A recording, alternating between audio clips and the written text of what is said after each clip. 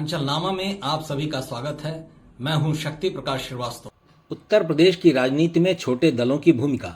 उत्तर प्रदेश की राजनीति देश की राजनीति की दिशा तय करने वाली सबसे महत्वपूर्ण राजनीतिक प्रयोगशालाओं में गिनी जाती है। देश के सबसे अधिक लोकसभा सदस्यों वाले इस राज्य में सत्ता का समीकरण केवल बड़े दलों के दम पर नहीं बनता, बल्कि छोटे और क्षेत्रीय दल भी चुनावी परिणामों पर यहाँ निर्णायक प्रभाव डालते रहे हैं।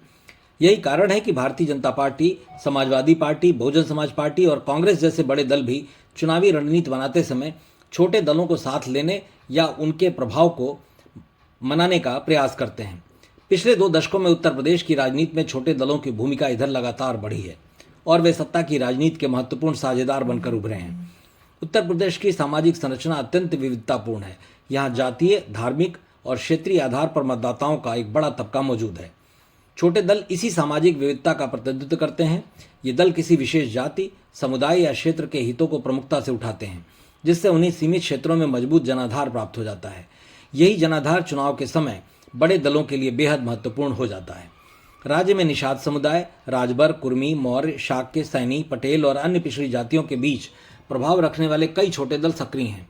इनमें सुहेलदेव भारतीय समाज पार्टी यानी सुभासपा, अपना दल एस, निषाद पार्टी, महान दल, पीस पार्टी, जनवादी पार्टी सोशलिस्ट और रालोद जैसे अन्य क्षेत्रीय संगठन समय समय पर अपनी राजनीतिक उपयोगिता साबित करते रहते हैं।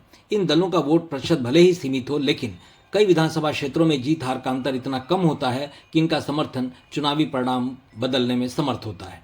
वर्ष 2017 और 22 के विधानसभा चुनावों ने यह स्पष्ट कर दिया कि गठबंधन की राजनीति में छोटे दलों की भूमिका क्या है। भारतीय जनता पार्टी ने अपना दल एस, सुभासपा, रालोद और निषाद पार्टी के साथ गठबंधन कर पूर्वांचल और मध्य उत्तर प्रदेश के कई इलाकों में अपनी स्थिति मजबूत की।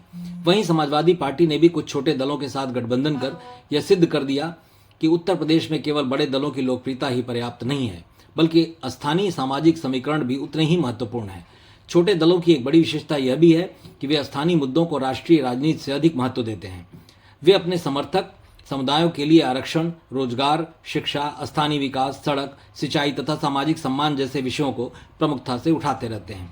इससे उन समुदायों को राजनीतिक प्रतिनिधित्व का अवसर मिलता है, जिनकी आवाज़ बड़े दलों में अपेक्षाकृत कमजोर रह जाती है। हालांकि छोटे दलों की राजनीति पर अवसरवाद के आरोप भी लगते हैं। सत्ता में भागीदारी और मंत्री पद की संभावना के आधार पर गठबंधन बदलना इनके लिए सामान्य राजनीतिक रणनीति मानी जाती है। कई बार चुनाव से ठीक पहले गठबंधन बदलने के कारण मतदाताओं के बीच भ्रम की स्थिति भी उत्पन्न हो जाती है। इसके बावजूद इन दलों का राजनीतिक महत्व कम नहीं होता, क्योंकि इनके पास अपने प्रभाव वाले क्षेत्रों में संगठित वोट बैंक होते हैं। वर्ष 2027 के विधानसभा चुनाव की तैयारी के साथ एक बार फिर उत्तर प्रदेश में छोटे दलों की भूमिका चर्चा के केंद्र में आ गई है। भाजपा और समाजवादी पार्टी दोनों ही पिछड़े वर्गों तथा छोटे सामाजिक समूहों को अपने साथ जोड़ने की कोशिश कर रहे हैं। ऐसे में छोटे दल केवल सहयोगी नहीं, बल्कि राजनीतिक सौदेबाजी की मजबूत स्थिति में दिखाई दे रहे हैं। टिकट बंटवारे से लेकर चुनाव प्रचार और सरकार बनाने की स्थिति में सत्ता में हिस्सेदारी तक उनकी भूमिका पहले से अधिक महत्वपूर्ण हो सकती है। भविष्य की राजनीति में छोटे दलों के सामने कई चुनौतियां भी हैं। उन्हें केवल जातीय राजनीति तक सीमित रखने के बजाय विकास, सुशासन, शिक्षा, स्वास्थ्य और रोजगार जैसे व्यापक मुद्दों पर भी अपनी स्पष्ट नीति प्रस्तुत करनी होगी।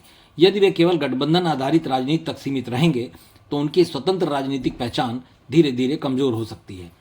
वहीं यदि वे अपने संगठन का विस्तार कर व्यापक जनसमर्थन जुटाने में सफल होते हैं तो राज्य की राजनीति में उनका प्रभाव और बढ़ सकता है। मतलब की बात में आज बस इतना ही।